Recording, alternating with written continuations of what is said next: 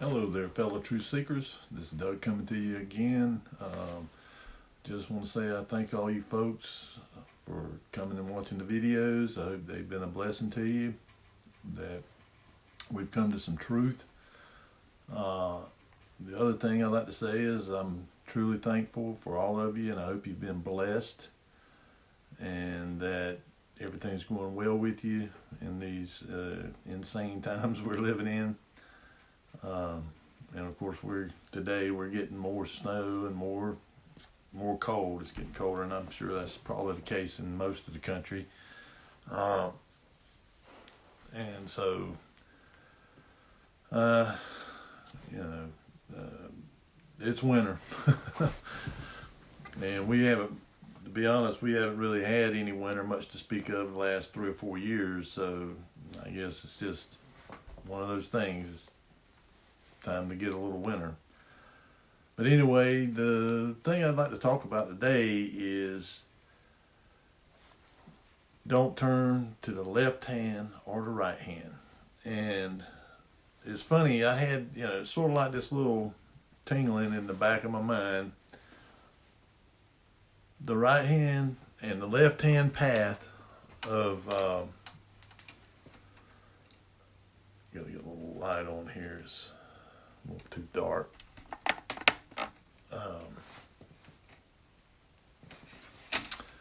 Is on full display. I mean, we're seeing it up here in Washington. I mean, and it goes hand in hand with what I've been talking about, the tree of knowledge of good and evil. The right hand path is the good moral path, and then you have the left hand path, which is the blatantly, just perverted, evil, wicked. They're both being put out and presented to people, and again, I've talked about how some people gravitate to the side of evil, some gravitate to the side of the good, but both of them lead ultimately to destruction. And between these two, they're like I say, they're on full display for us to watch right now. I mean, the effects of it. And it's funny how, I never really thought about that up until just recently, about how they always talk about the left and the right. And of course, the scriptures, is clear about it, that we are not to turn to the right or to the left, but to stay, so the right and left, and in between them is the little straight and narrow path that leads to life. And of course, I also talked about how it doesn't matter really what we do as far as voting and all that stuff, that the powers that be that are appointed over us is ultimately up to Yahuwah. He determines that. And so, of course, if you want, you have the right to go vote. I mean, at least as of right now. But I've done it for years, and I never really truly believed that it made any difference, because things continued going the way they were going. But I guess I kind of done it just to say, hey, I'm going to go do it because it is my right. I guess a little defiance or whatever. But I've come to the realization that it really doesn't matter, that the world that we are in is a test. And it's a test to see whether we're going to go to the right or the left and get off of the straight and narrow path. And that straight and narrow path leads back to Elohim through Yahushua. He's the way back. That's why it says he's the truth, the truth, the way, the truth, and the life, is because he is the way back to Elohim. He is the truth and life. So that if we are, in him, he is in us, and he is in the Father, and we're reconnected, and we stay on that path, then we have life. But if we veer off of it onto the right or left, either way, and we don't come back onto that straight and narrow path, because he's always willing to accept us back if we repent and turn away from the things that we were doing. And the if you look at this dichotomy between these two, the left and the right, the Republicans and the Democrats, I mean, it's again, they're both going to lead you to destruction. This right hand path, left hand path, and it's not just here; it's around the world. I mean, it's a worldwide thing. The tree of knowledge of good and evil, and of course the ones who are on the left-handed path, they are right. I mean, if you just look at what's going on, I mean, they are literally, these people are going unhinged, insane. And then on the right hand side, they're not really unhinged, like, just lashing out and gnashing their teeth and all that kind of stuff, but they kind of mean-spirited in a way. I mean, because, I've kind of looked at some of this stuff like on Twitter. I mean, I go on there and just kind of follow a little bit about what's going on, because, and even on there, you have to weed through the stuff, because, to kind of come to something that actually resembles truth. But again, we're called by the Father to, to discern. He wants us to be able to discern, and of course we got to have, things that are coming at us so that we can be able to discern between what is right and what is wrong, and use wisdom to determine this based off of the Scripture, because the Scripture lays it out what He expects from us and what He wants from us. And so if it's anything that goes contrary to that, then we know that it is of the world. And so we're having to navigate all this stuff, and I listen to one side and I listen to the other, and they're both, going back and forth, and so I just see where, the one over here, this evil side or whatever, they are really bent out of shape because they think they're going to lose abortion. They think they're going to lose their transgender, their homosexual, and all that kind of stuff, the blatant evil. But there's a covert kind of evil, too, in the moral, religious system that's just as bad. Where people think that they're morally right. And, of course, if people are doing good, then good is good. But if their premise or their motive for doing it is not grounded in Scripture, then it's just as wrong as these people who are lashing out about having their trans rights and all that stuff, stepped on. And so, it's one of these kind of situations where the only way I can look at it and see, and of course, again, our history and stuff has been so been written in such a way to create a narrative that certain people, the controllers or whatever at the top won't. And so about events like the Civil War and other events, the Bolshevik Revolution, the Cultural Revolution in China, we really don't know what happened. I mean, now, they are people that are still alive that can tell you about things that happened in the Cultural Revolution in China, but, the Bolshevik Revolution in 1917, I doubt there's anybody still living that was there at that time. If they are, they're going to be very few. And of course, the Civil War is nobody. So, they can write down and create a narrative of whatever they want. Same thing with history before that. The Mayflower and Columbus and all of this other stuff. It can all be made up to be whatever they want it to be, and there's no way that we can go back and really question it one way or the other. Just like really all these so-called scholars and all that come out and say, well, this is the way it is, and all that. Well, they don't know. They're only hypothesizing or speculating. I mean, they can't go back either. They're just having to take at face value whatever's been written down in history books and all that kind of stuff as to what actually happened,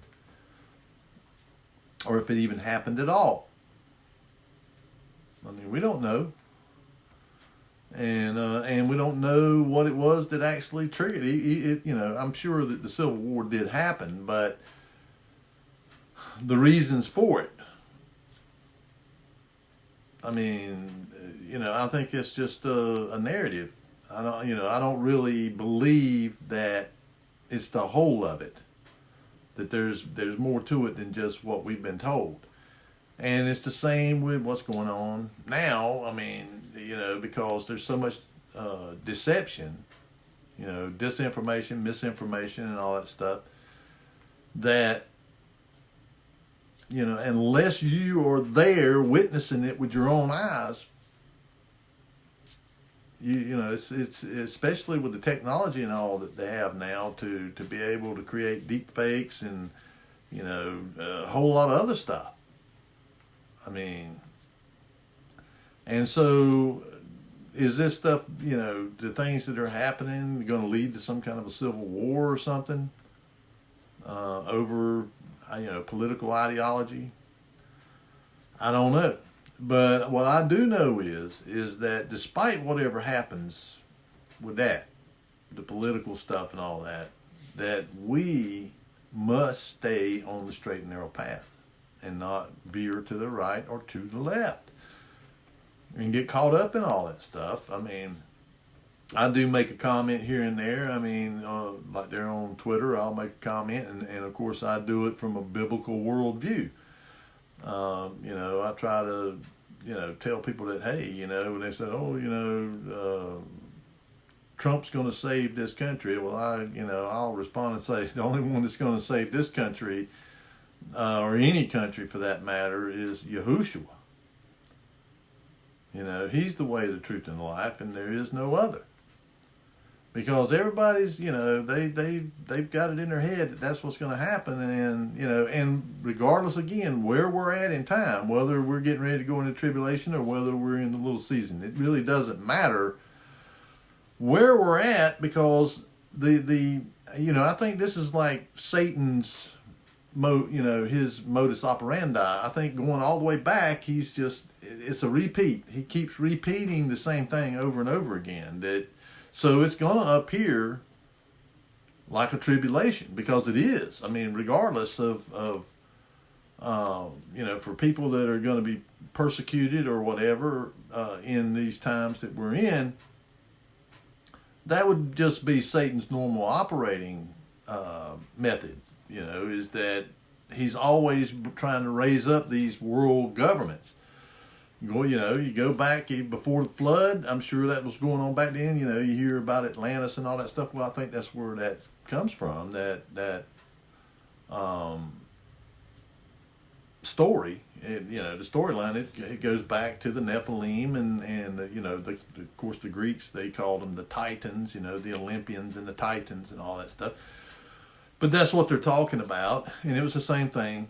Creation of a world government and all that, and then you get, in like 200 years after the flood, here you have Nimrod doing the same thing again, creating a world government, and then you go a little bit further, and you got other people doing the same thing, the Assyrians, the Babylonians, the Persians, and the Medes, and then the Greeks, and then the Romans, and so it's a repeating thing that goes on. I mean, that's what he always tries to do. He tries to bring about these world governments,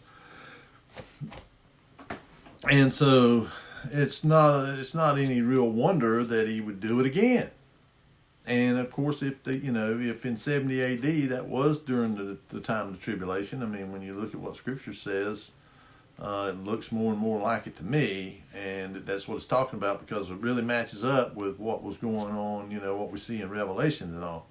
So if we are in the little season, then he's going to do the same thing again. This has been the pattern. That's one thing about scriptures that I've come to learn is it's a lot of patterns. You have to look at these patterns and stuff, and you begin to see that this pattern plays out over and over again. It's because Hasatan is trying to raise up a world army, basically, military machine. Why do you think, and I've talked about that before, why do you think we keep staying in war? We've been in a continuous war in this country because those people that are the controllers or whatever that are being used by Hasatan is that's their purpose. Is their whole purpose is to keep us in perpetual war, to keep people, to produce an ever more powerful, ever increasing military technology, so they can go up against the Hamashiach and the saints. I mean, that's kind of obvious. But, and to convince people, they convince them that, oh yeah, we can do it. We can win, even though Hasatan and them, they know that they can't. They know that there's no winning for them, and that they've already lost, and so their whole thing is to destroy us. It doesn't have anything really to do with destroying Yahushua and the saints, because they know they can't. No, it's to just convince people that they can, and to use them to bring them to their own destruction. Because it says there in Revelation 20 that fire comes down out of heaven and consumes them. Despite all of their technology, despite all of their weapons, despite all their men and, all that, it's not going to make one bit of difference. When you just look around, a power capable of creating this world and all the wonders in it, I'd say that that we're insignificant. Even at our most powerful and at our most, destructive, we're insignificant. We really are. And that's why this system and all this controlled environment is so that we can't spill over out into the greater kingdom of Elohim. We're contained. Yeah, we can come in here and do all kinds of destruction and stuff, but it's contained in here, and it's to test us, folks. And to correct us, to correct the flaw in our program. That's pretty much what it is. And of course it's a process. That's why the process, you're being saved. You're being saved. You're not saved, you're being saved. It's a process of getting rid of our flaws, and of course we have the original flaw that was in Adam, but it's been added on to over time to where we got a lot of flaws, and they have to be weeded out and corrected. And I've talked about that, about submitting ourselves to Elohim. We submit ourselves to Him in obedience so that we can be corrected. And of course, it's not to say we're not going to stumble off the path. We can, but we get back on. And of course that's what the Ruach does. The Ruach, he speaks to our conscience and says, whoa, you got off the path here. You need to repent and get back on. Because the problem is once you step off, if you don't repent right then, if you kind of put it off or something, then you get further and further away from the path. That if you, as soon as you fall off, if you repent and then get back on, then he's going to forgive you of it, and it's going to be forgotten. But it's just like falling off a horse. You got to get back on the horse and keep riding. If you don't, you won't ever. You're going to get further and further away. And so it's the same thing. If you fall off, you need to get back on the path, and the path is lit. It's lit with the truth of Elohim and Yahushua. He's there saying, "Come on, follow me." He's there, follow me. Stay on this path and follow me, and I will lead you back to Elohim. I mean, it's just that simple, folks. But we have to be able to recognize the right hand and left hand path, what they are, and we need to avoid them. And that's both of these systems, the right hand path, left hand path, they both lead to the same place, destruction. But, one is blatant.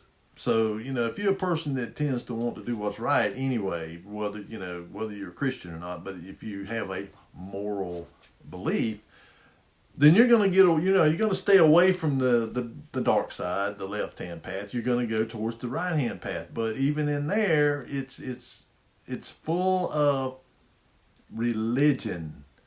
And, these religions, most, I'd say 99.9% of them are deceived. They all believe they're right, but, if they're going away from what this here says, then they're not. And of course, they you can also see too, I mean, I just kind of see it like on YouTube, there's a couple of guys on there that they review all these different Bibles, and I mean, there is a ton of them. And, and a lot of them take out they take out the same specific verses that, call out stuff that they don't want to be called out. They want to do these things. And so, and as I've said before, I'm not saying that this is not without some errors in it. That's why we have to study and look into the Hebrew. You can find there's things you can find they'll tell you about some of this. I think it's maybe 1.5% of some of the stuff in here that's maybe mistranslated or something. But the majority of it is correct. And of course, that's going to happen whenever you're translating from one language, which is an ancient language that is, not really in use, and was specific to a certain group of people and not widespread. So whenever because and I don't know, again, things have come to my attention about things that you have to question anymore. I mean, about history and about translations and about a whole lot of other stuff. And the only thing I've been able to do in regards to that is just pray over it, and ask for understanding and wisdom to know, whether something's been corrupted or whatever, and to reveal truth. And I think that's one of the reasons why Yahushua just basically told me, if you focus on me, and if you do that, you're not going to go wrong. If you keep your eyes on Him, because if you keep your eyes on Him, then you're going to stay on that path. And you're not going to fall off to the right or to the left. You're going to stay on that path and you're going to follow Him. And because so much of our history has been hidden, covered up, they've lengthened it. And I mean, when even, secular scholars begin to question it and show where it doesn't match up to the narrative that we've been given, then you have to really start questioning it. Because when their own begin to question it, then, it's only going to make me question it even more than I already did. And so that's why I kind of, went with this today about don't turn to the left or to the right. And I'm going to read some scriptures. This is Deuteronomy chapter 17. And of course, Moses is been instructed by Yahuwah to tell them, okay, when you get into the land, he knew that eventually they were going to want to have a king ruling over them, a man. Because up until the time of, I think it was Samuel, when he anointed Saul, and he was weeping over it, and Yahweh said, what are you weeping for? They didn't reject you, they rejected me, because he was ruling over them. And so, and you can read about that in Kings, about the anointing and appointing of Saul. And the reason the people clamored after him, because he was, among their people, he was a head taller than everybody else. He was a big man, and he just stood out, and he was, well known and well liked. And so he was just automatically what you would think of from a human perspective as being a leader. But it turned out that he wasn't. You can't judge people by their outward appearance. You got to look at what comes forth out of their heart. And here it says, so he's telling the people, whenever, and the Levites in them, because the priest, or like in the case of Samuel, he was trained up in the priesthood. He was a Nazirite. And so he was there under Eli. He was trained under Eli, and of course Eli met a bad end because of what he allowed his children to do. He didn't have control over them. But anyway, I'm getting off the point here. This is what he said about picking one of these kings and what they needed to do. This is in Deuteronomy chapter 17 at verse 20. That his heart be not lifted up above his brethren, and that he turn not aside from the commandment to the right hand or to the left, to the end that he may prolong his days in his kingdom, and he and his children in the midst of Israel. And of course, you notice it's tied to the commandments. Now, of course, we've been given a new instruction from Yahushua about how to keep the commandments, and that is the law of love. That's loving the Father with all our heart, mind, soul, and strength, and loving our neighbor as ourselves. This is how you fulfill the law. The trying to just keep it within our physical flesh is impossible. There has to be a change from within, and it has to be the love of Elohim through Yahushua imparted to us, because we just don't have that ability within us. Because it's not just about loving people that love you, it's about loving those who hate you and want to kill you. Because we have to understand that those people are lost, they're deceived. That they have a flaw. And that, so that's why he says, those people like that, you need to pray for them. You need to pray for them, and that is showing love, because that's action, folks. If you pray for them, people like that they are, that Elohim will draw them to Yahushua, and that they will be converted. Rather than, swearing at them or shaking your fist at them or, hating on them. Because you're never going to win anybody over, if you do evil to them, all they're going to do is escalate it and do more evil back to you. So, we have to, understand that. And you know, love them through prayer. Pray for them that they will come to know the truth. Hold on a minute, folks. I got to do something here. Sorry about that. I had to go in there and put it on airplane mode because there was something popped up on there. And, well, it might keep doing it. And I don't want something distracting me or interfering with me. But I'm going to also look here. This is in the book of Joshua,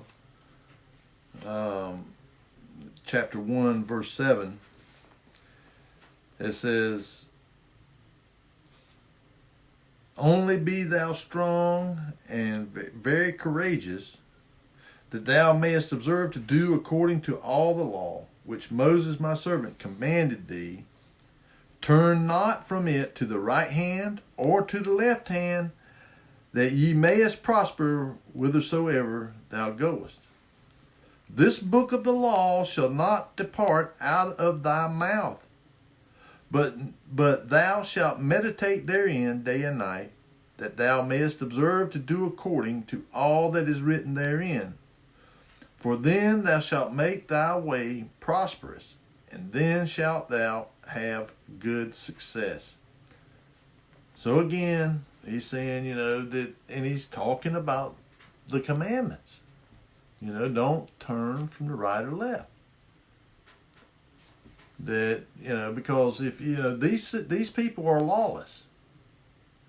I've listened to Trump and all of them, but I never hear any of them saying, they talk about putting the commandments back into building stuff, and that's great. They should. Back into schools, back into the courthouses and all that stuff.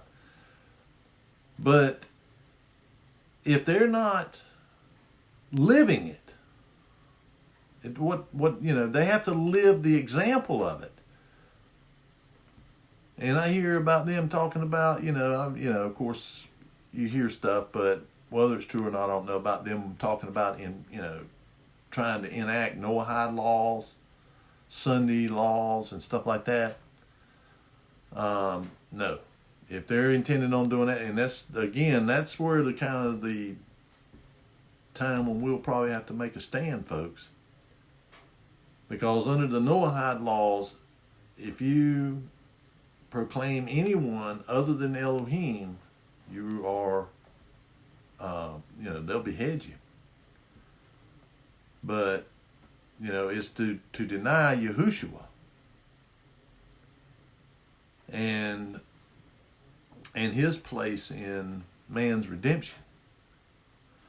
And then, if it's under like the Sunday laws, they're trying to command you, they want to command you to violate the fourth commandment. So if they do try to push through any of that kind of stuff, we got to stand up against it. Otherwise, we're going to go down with the rest of them. Take a little swallow here. Cranberry juice. But so, as whether they're going to, but I mean, I've heard that stuff has been going, working in the Congress, they're trying to work it through there. And so if it goes against this, we have to stand against it. And that's what I was talking about last week, about coming under those who are in authority over you. Because this is his will for us. But it also can be a test, folks, like it was for Daniel and Meshach, Shadrach, and Abednego. It can be a test to see whether you're going to, keep this. And so what I see is we all need to be praying, fasting, meditating on this word, and getting ourselves, spiritually, mentally, and physically as fit as we can to be able to withstand and stand in the evil day. Because it's, and it wouldn't surprise me that, at least initially, that things don't improve and get better. You know what I'm saying? I mean, because like I was talking about in the study I did about what would you do if you were Satan. Well, because both sides, the right hand path, left hand path, are both anathema to the straight and narrow way.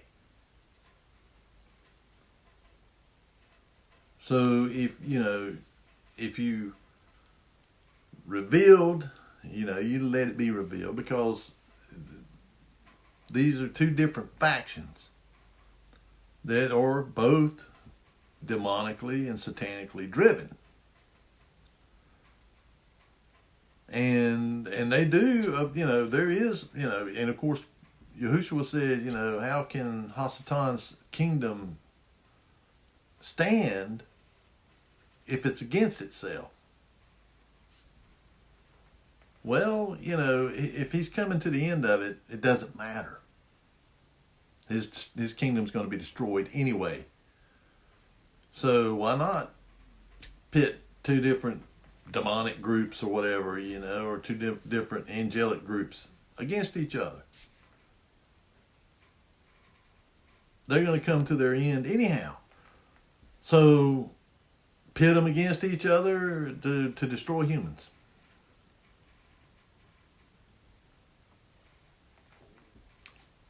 I mean, it makes sense, because he's going to go all out. If this is the end of it, if we are in the little season, then he's going to go all out and do everything he can to, excuse me, folks, this light's still a little bit too bright. That's a little better. So he's going to do everything. He's going to go all out. But wouldn't that be the way we do? Is he'd have this one side, this just really evil, wicked side, the left-hand path, and the right-hand path conquer over them, the good, righteous path, and get everybody on board with that, especially if they start doing stuff that, really gets things to improving, and, getting all these things passed that they've been talking about, cutting the government and health care, getting the health and all that stuff fixed, and it ultimately causes all these people that were opposed to them to come over to their side and say, wow, man, and then boom, the whole time it's a distraction to distract you away from what they're really doing. Like everything they do, it's smoke and mirrors, it's the magician, here, watch this hand, and this time, the whole time he's over here doing the magic. And so you would have them, get all this stuff, and get everybody, focused on, everybody going back to work and, doing the tax system and getting all these good things going. And the whole time they're building out this system.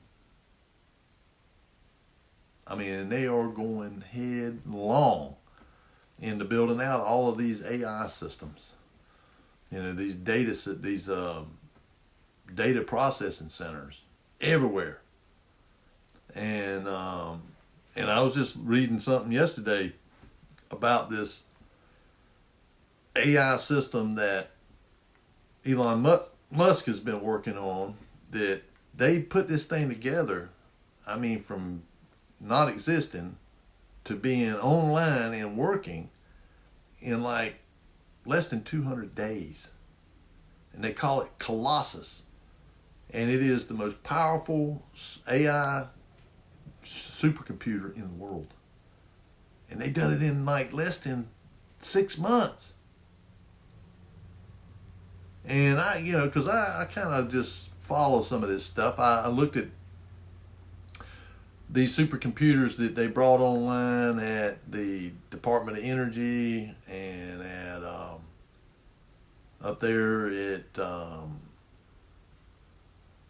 Oak Ridge National Laboratory. I think one of them was called Atlas, and another one was called something else. I forgot. But these when each one of them was brought online was the new record holder, and they were doing what they call exaflops, which is quadrillions of operations a second. And so, compared to one on your desktop, which is doing millions of instructions per second or whatever, or operations per second, megaflops or whatever. So, you and and then putting all this other stuff in place, these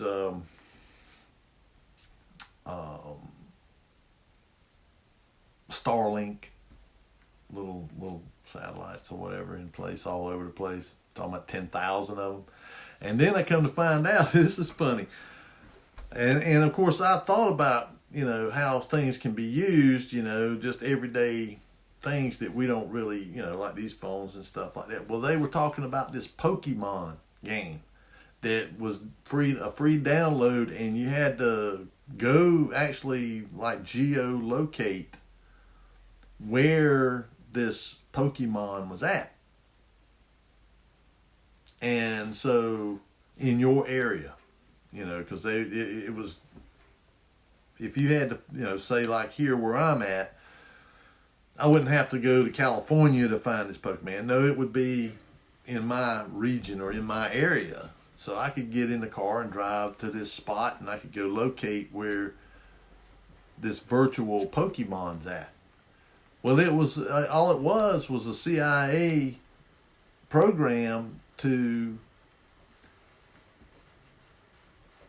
map stuff, to map everything. But you're not just it's not just the geolocation stuff, but it's the video, because you're going along with this phone and it's got these cameras on, and everywhere you're going it's recording everything. It's recording all of this stuff. So not only is it just seeing like a location on a map, but it's actually seeing a tree, a bush, a post, everything.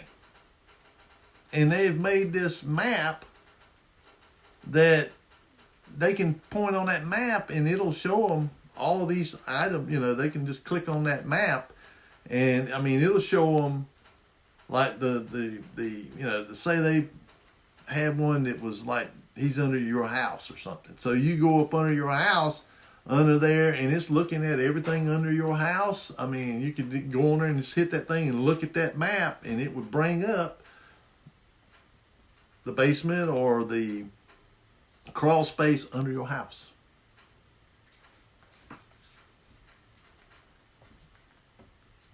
And so the idea of all this stuff, this political stuff, is to, again, it's distract people away from all of this other stuff that they're doing with the technology, this technocracy. And of course, if you, get in bed with, people like Elon and, Mark Zuckerberg and these other technocrats, and of course, they're talking about, of course, and I believe this is exactly what's getting ready to happen with this government efficiency, Doge or whatever, is they're going to use AI to replace a lot of them people. A lot of them people that are in these government positions that are just shuffling papers or doing stuff on a computer or something like that AI can do all that stuff. And so I see that will be one of the ways that they will accomplish this efficiency, is to replace these people, that are just sitting there warming a seat, with AI technology. And of course, a lot of other stuff that they're doing, that they use, that they've done, and of course, there are people that are calling it out, and you can opt out of it and stuff a lot of places, which is these smart meters. We don't know what these things are actually, but able to do. But I know I've seen some of the footage of people with these spectrum analyzers analyzing the frequencies of energy and stuff, and they said it was strong microwaves coming off of these things. I mean, real strong, and just like off these cell phones. What and I've said this, and I'll say it again: do not, whatever you do not have these things up next to your head. In fact, don't wear them on your body anywhere.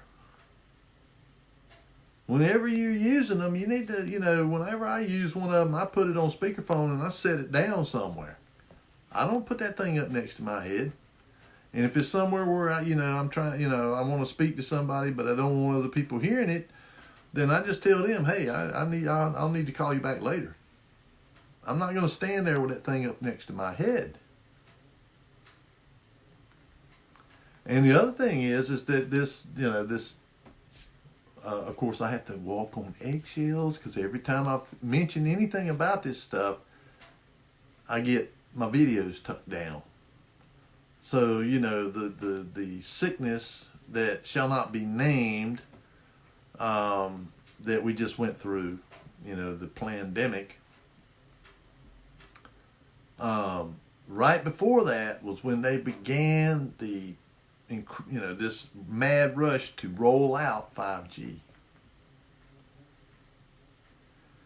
And I'm pretty convinced that the effects that people had been experiencing was they were getting normal sickness like the flu or colds and stuff. But this 5G amplifies it. Makes it worse. And so they are saying, oh yeah, it's this new sickness. And the thing is that sickness, nobody has ever isolated a specimen of it. Everything that you see is CGI. It's computer generated. Nobody. And if you would think that if this thing was as prevalent as they have said it is, that they would be a isolate, that they would actually have a sample of the virus. But they don't. All they have is a computer-generated image. So I'm beginning to think that the sickness, a lot of the things that are being amplified in people, that it seems that it's accelerating. The diabetes, heart disease, and all these other things are being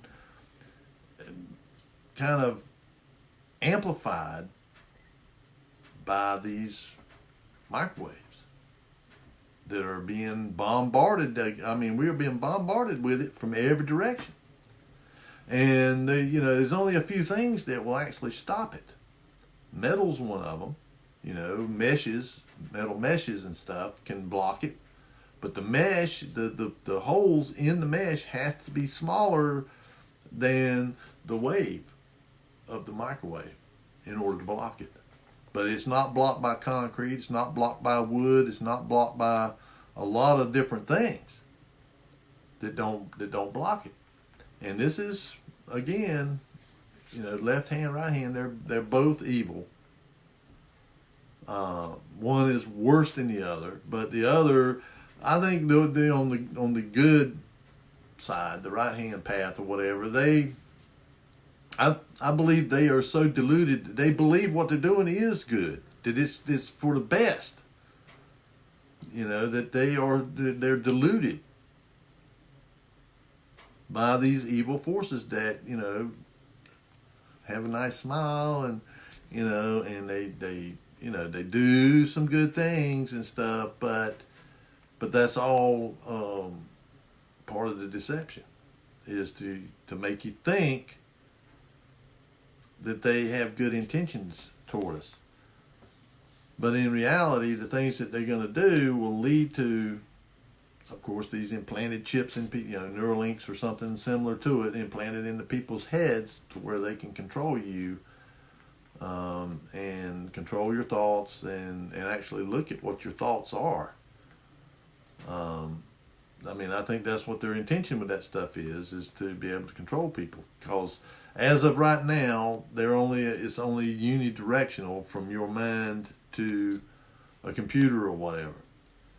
But they want to make it so that it's bi-directional, so that you can send information out of your mind and they can put information in.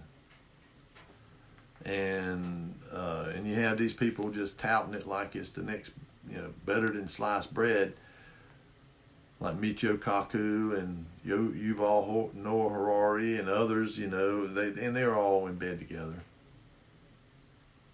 That's what it's going to lead to. Why else would they want to put these processing centers, these everywhere?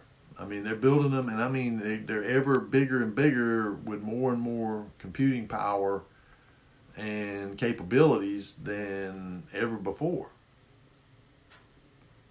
And so, they want us, that's why they like to keep all this distraction going on, to keep people in fear, to keep people going at each other, is so that they can be doing all this stuff and people ain't watching it. They're not watching what they're doing. And it's the same with like the geoengineering, the stratosphere aerosol injection and stuff, in the, chemtrails and all the other stuff they're doing to manipulate the weather. And I mean, these people coming out, they're meteorologists. I've been a meteorologist for 50 years and it's just condensation trails. Okay, sure it is. I've been watching planes all my life, jets. We used to when I was a kid, somebody take us out by the airport out there and we'd watch those, the first big commercial jets taking off. And they would go so far and, they would have a condensation trail behind them, but within 5 minutes it was gone. But these things that they're laying down up there now, I mean, you can actually sit there and watch them just kind of do like that right there. And the next thing you know, the sky's dimmed out or cloudy. And they want to shove this down us so bad that they even will go through the trouble of going back 40 or 50 years, 60 years into the archives of places like Disney and go in there and actually add these into the film. Talk about crazy. But that's what they do. Because I've looked at some, I've seen some old film footage of, I think it might have been like Bonanza or something.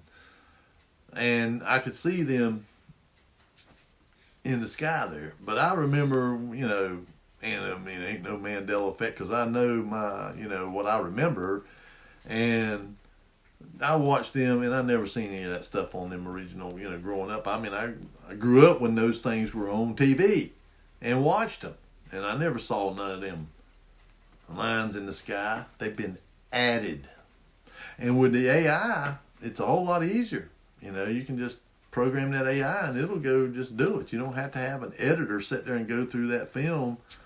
They can just do it digitally because all that stuff's digitally stored now. I mean, all these old movies, they still probably got the original silver film and all that stuff, but all that stuff's been archived into digital format. So all they got to do is just, tell the AI, go find every movie and, from this period of time and put this in it. Wouldn't be that hard.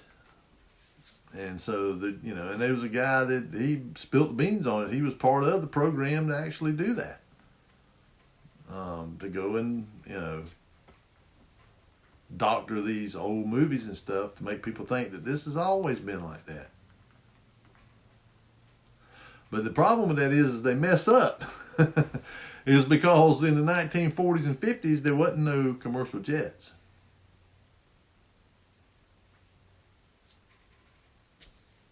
And of course they're saying it's condensation trails, so if it was during a period of time that they altering these things and there was no commercial jets, there was the early And even for the military. I mean, after the war, they were beginning to make jets, military jets and stuff, but you didn't really you didn't see them around over civilian areas. They were over places like Groom Lake out there at Area 51 and places like that where they were testing them and all. You didn't see them flying over cities and all that kind of stuff.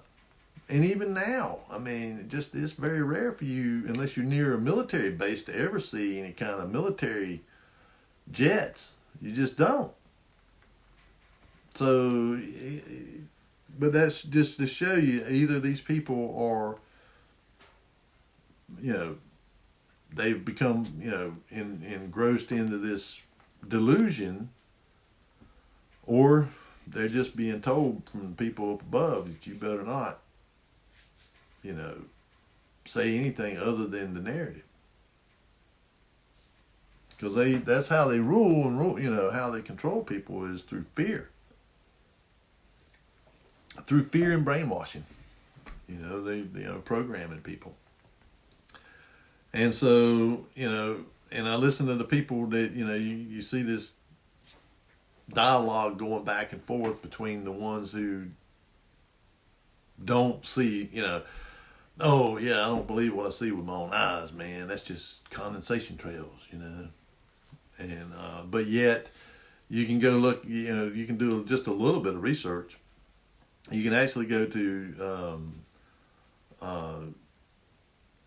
Dana Wigington, the guy that's been following this stuff for a long time, and he'll tell you, that this stuff's been going on for a long time, and he can pull up all the documents that have been submitted to the U.S. Patent Office for the patents for all of this technology, for all of this weather modification stuff. I mean, it's not, but the thing is if you use the wrong terms, like chemtrails, stuff like that, it's going to take you to a Wikipedia site, and it's going to say, oh, conspiracy theory, and, all that kind of stuff. But if you use the actual names that it's actually called, like stratospheric aerosol injection and atmospheric heaters and cloud seeding and all these other different terms that they use, you can go find all the information on this stuff as far as patents and all that kind of stuff. And so, they both sides have been aware of this, that they've been doing this, and they use it as a way to, as kind of warfare against people. I mean, we've seen it being acted out, against Florida and North Carolina, and Texas, now out in California. They use this stuff as a way to get what they want. And, ultimately they'll say, well, if you don't, and they probably are doing it. They probably, in behind the scenes, they probably go to one of these governors or something and say, if you keep bucking against what we want or whatever, we're going to send even bigger ones after you. Using it as a weapon.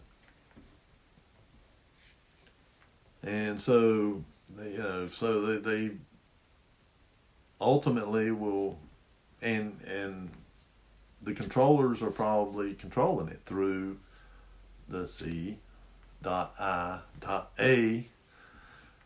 and that's the one that develops all this kind of stuff. I mean, when you go look at these patents and all, and these different technologies and stuff, who is the one that has been behind, mostly behind? I mean, the military is behind a lot of it too, and it's the same with the push for all this AI and all this stuff. Who do you think's pushing all that stuff? Same people. And so, and whenever you do have somebody that comes out against them, says anything against it, or bucks up, against their system, they assassinate them. I mean, they, even, presidents and stuff, they don't have no problem doing that. And of course, we see what's going on with this president up here. I mean, it may be stuff that those people really, that he's trying to do that they really don't want him to do. Especially if they start talking about coming after them, then, like Kennedy, because that's what happened to him. He was, saying he was going to go after the sea and break him into 1,000 pieces. And it wasn't long after that he was dead. And it was people that he probably had right in his own group that did it. Just saying. And so that's you can see that's how Hasatan operates. I mean, he's got really got no friends among humans. I mean, he uses them, and he puts on the air that oh yeah, man, I'm all on y'all side. I'm here to help. Like Ronald Reagan said, he said, I think it's the 9 most feared words in the English language. I'm from the government, and I'm here to help. Yeah, okay. But anyway, I kind of got off on a little tangent there. But you can see, if you really have eyes to see, you'll see. I mean, you can see it being put out there, right? I mean, it's right there for us to see in living color. The right hand and the left hand path, what they really represent and what they are, and why he says don't turn to the left or right. Okay, now I'm going to look here in Proverbs. This is Proverbs chapter 1 verse 4, or chapter 4 beginning at verse 1. Hear ye children the instruction of a father, and attend to know understanding. For I give you good doctrine, forsake ye not my law. For I was my father's son, tender and only beloved in the sight of my mother. He taught me also, and said unto me, Let thine heart retain my words, keep my commandments, and live. Get wisdom, get understanding, forget it not, neither decline from the words of my mouth. Forsake her not, and she shall preserve thee. Love her, and she shall keep thee. Talking about wisdom. And it's talking about wisdom. There's, a goddess, or whatever. No. It's talking about wisdom in like the sense of how people name ships after, a feminine name or whatever, or call it she or her. I think it's talking about wisdom in that respect. Wisdom is the principal thing. Therefore get wisdom, and with all thy getting, get understanding. Exalt her, and she shall promote thee. In other words, if you promote wisdom and wise thinking, the benefits of it is it will bring honor to you when thou dost embrace her.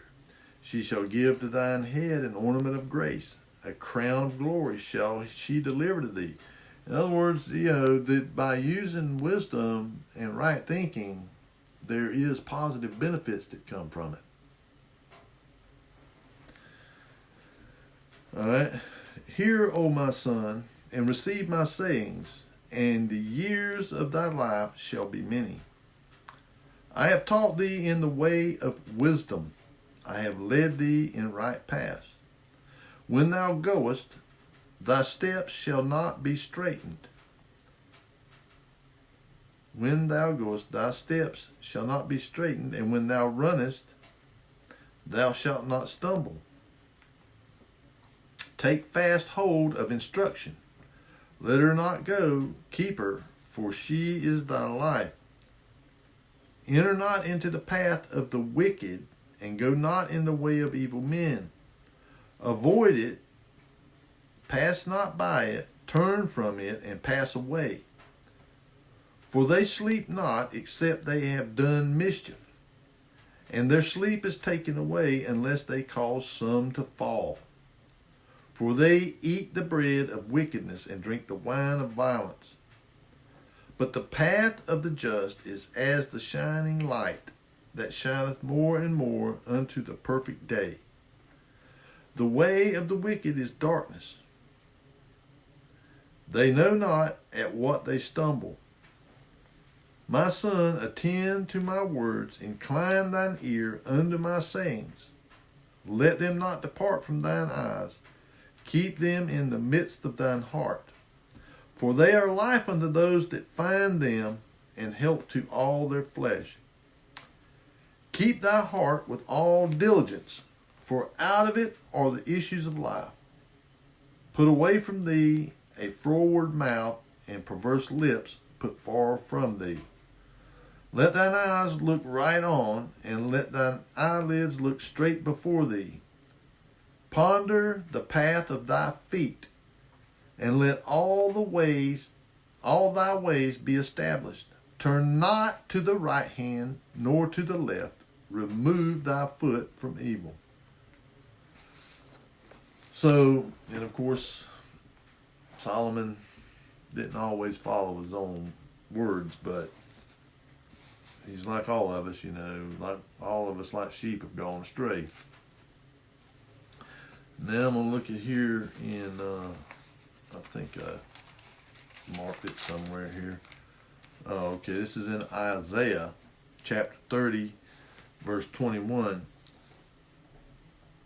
And thine ears shall hear a word behind thee, saying, This is the way, walk ye in it, when you turn to the right hand and when you turn to the left.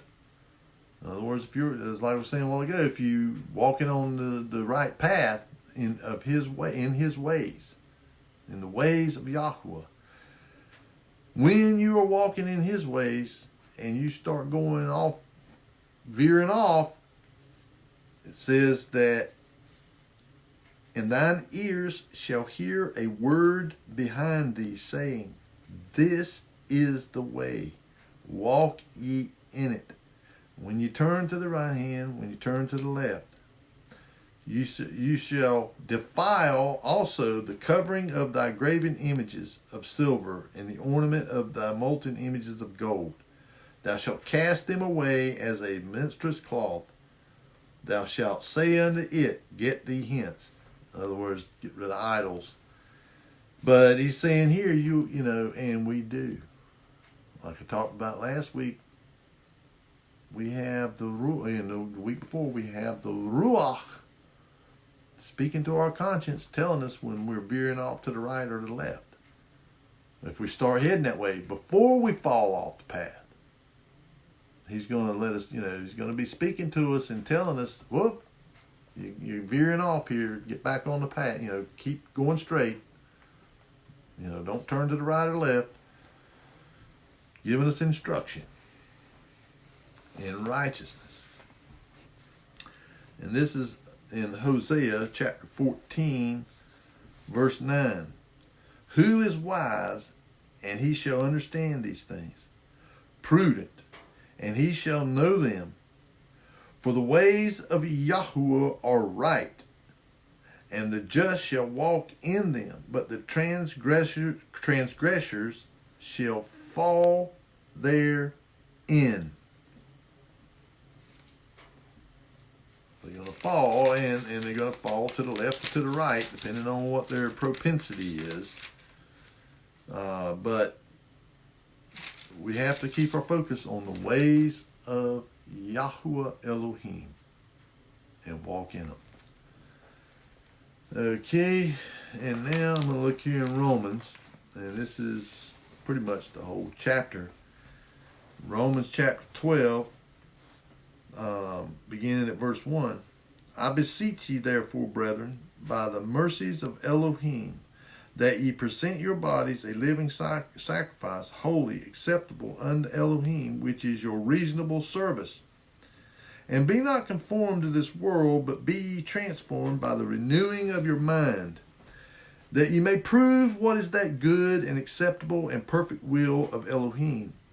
For I say, through the grace given unto me, to every man that is among you, not to think of himself more highly than he ought to think, but to think soberly, according as Elohim have dealt to every man the measure of belief or faith.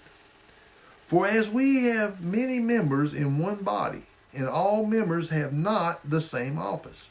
In other words, in the body of Yahushua, he's the head, but you got arms, you got legs, you got feet, you got toes, you got fingers, you got all these members, and not every one of them does the same thing. The hand doesn't walk, the foot walks. The foot doesn't grasp, the hand grasps. So each of us have a different purpose in the body. Not everybody prophesies, not everybody heals, not everybody casts out demons. No, we all have, some people are teachers, some people are preachers, some people are, meant to console people and to be empathetic and compassionate. I mean, we all should be these things, but people have gifts that are more directed towards certain things. And so, for as we have many members in the body, and all members have not the same office, so we being many, are one body in Christ, and every one members one of another. Having then gifts differing according to the grace that is given to us.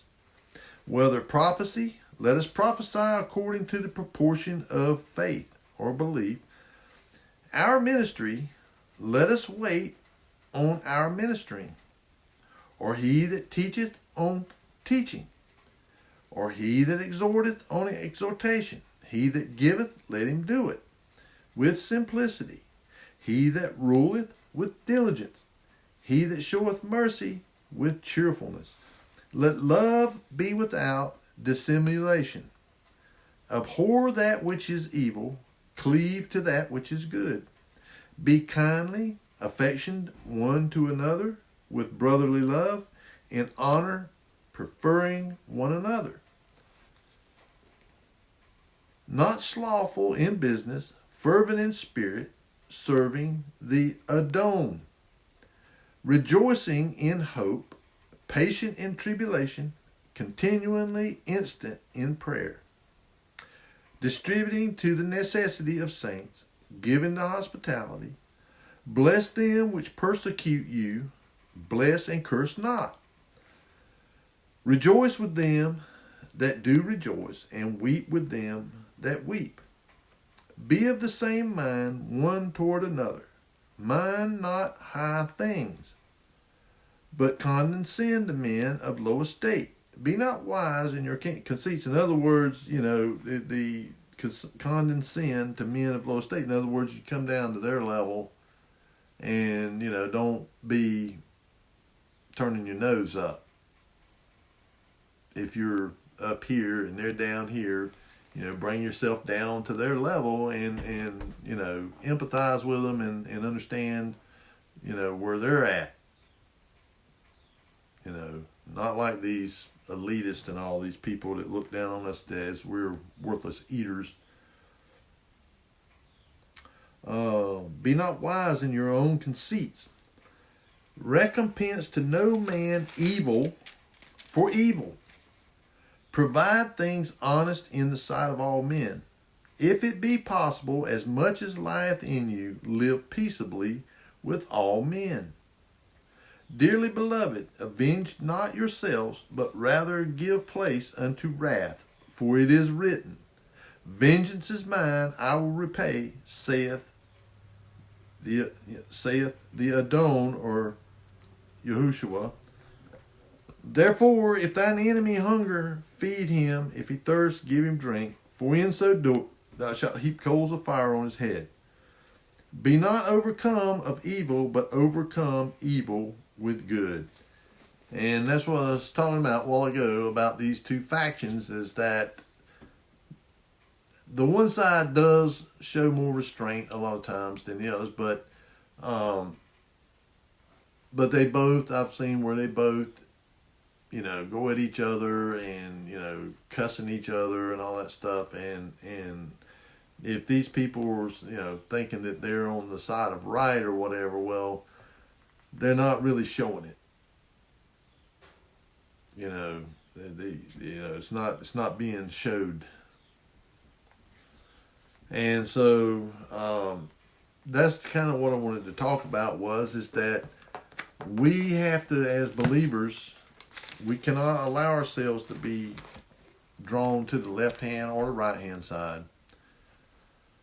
And we just have to,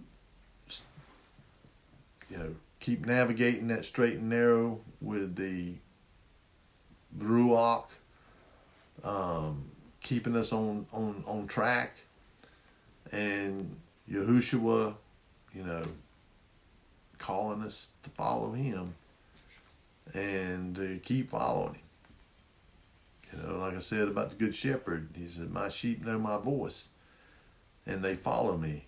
Well, we need to hear his voice and we need to follow him and not get led off onto those two paths of the world. And like I say, they're on full display for everybody to see them for what they really are.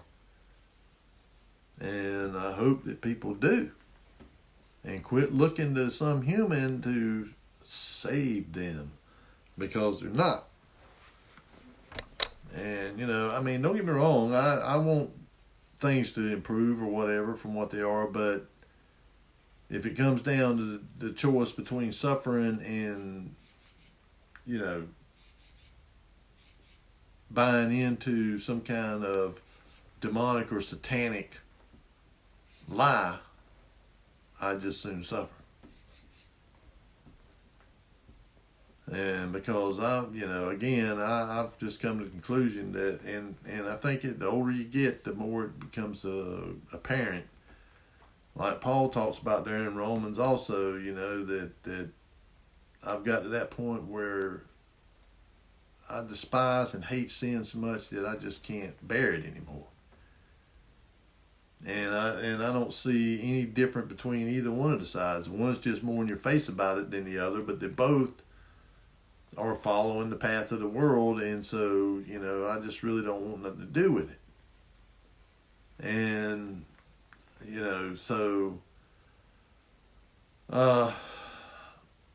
I get kind of wore out. That's what Paul talks about. It says, you got to get to that point in your life to where that you're just so worn down by it, by sin, that you just get to the point where you hate it. I mean, you really just hate it. And I think I'm to that point to where I just can't bear up. I can't bear to be around it.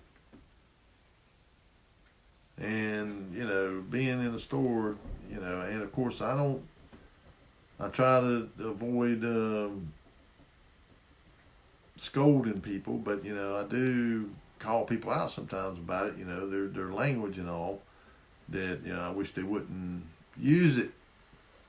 You can speak English without using all the expletives, but people get offended. People are so easily offended. And, there was a time, like when I was growing up, that you just never heard people speak like that. Especially in front of women, and the women's even worse than the men. I mean, even back in the day when I, cussed and all that stuff, when I got around women or, older people and stuff, I just, I really watched what I said. And then out in public, I mean, I might be sitting around with my buddies drinking or something, and be cussing and all that stuff. But when I got out in public and was, going in the store up to the counter and stuff, I mean, I tried to watch, my words. And again, I'm not judging these people. They just doing what people of the world do. But it does get where after a while it really just grinds on you. It wears on you. And of course you can't hardly turn on anything. I mean, even people that are supposed to be, I mean, even see like preachers and stuff, using stuff. I mean, I'm like, what? You're supposed to be a minister or a preacher or whatever, preaching the gospel, and and all that, and you're using that kind of language. I mean, see, that's what I'm saying. I mean, the religion, the religious system. That's that right hand path. Instead of being of the way, they're of some kind of religion. And I grew up in it, so I know how deceptive it is, and how hard it is to break out of it. It's difficult, but you can do it through Yahushua and the Ruach HaKodesh. They can get you out of it, because like I said, I mean, I was raised in it, from the time I was able, in the nursery at the church, I mean, going back that far. And so the indoctrination was pretty strong. But I finally, by the grace of Elohim and the love and patience of Yahushua, I've been broken out of that. And so there you have it, folks. I'm going to call it an end to it, and because I really do want to get these things to where I can get them down to a little more reasonable time. But I love y'all. I just thought it was something that was kind of interesting. You could kind of just look at this contrast between the right-hand path and the left-hand path, and know that there's only one path, the straight and narrow path that Yahushua talked about, and few who shall find it. I mean, you look at all the clamoring, and I mean, it's just, and I mean, Donald Trump having to have his inauguration indoors, and saying it's about the weather and stuff, but then people are trying to kill him. They're really trying to kill the guy. And I don't know what will come out of it if they do, but all I know is that it's insanity, all of it, and it just seems to be getting more off the deep end all the time. And so with that, I'm gonna call it a day. I didn't get to come. This is Sunday. It ain't Shabbat. I didn't get a chance to do it yesterday.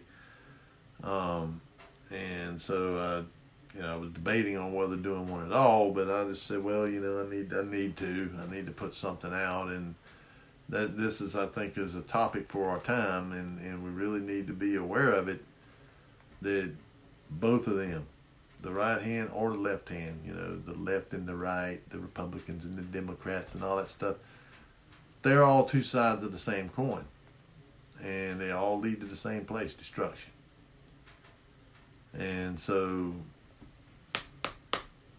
the straight and narrow, Yahushua, that's what we need to follow. That's what we need to stay on. And we just need to pray for these people, that Yahuwah will change them. Both sides. Because we shouldn't want any of these people to perish. I mean, they're deceived. And so we should want them to have their eyes opened up and for them to come to the truth. So we need to pray for them. And of course, I pray for all you folks. I love you. I thank you for, the people that subscribe. Not that subscriptions mean anything to me, because even if I did have enough subscriptions to get monetized, I figured that YouTube would figure out some way to get rid of it. Block me or whatever from monetization, because that's not what I do it for. I don't really care about that. But it's nice, that you got people that are willing to subscribe. And, it kind of makes you feel better that you're not doing this in vain, and that maybe somebody will get some truth out of it that may help them somewhere in their life.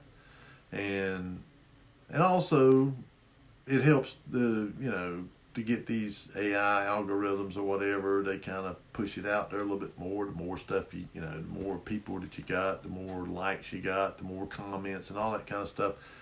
I know it's just like with our eBay store. We got an eBay store. Well, the more you do on there, the more you list, the more promotionals you do, the more, all this different stuff, the further up the thing you get pushed up there, the more people see your stuff than the other guy, but you got to be working on it constantly, in order for that to happen.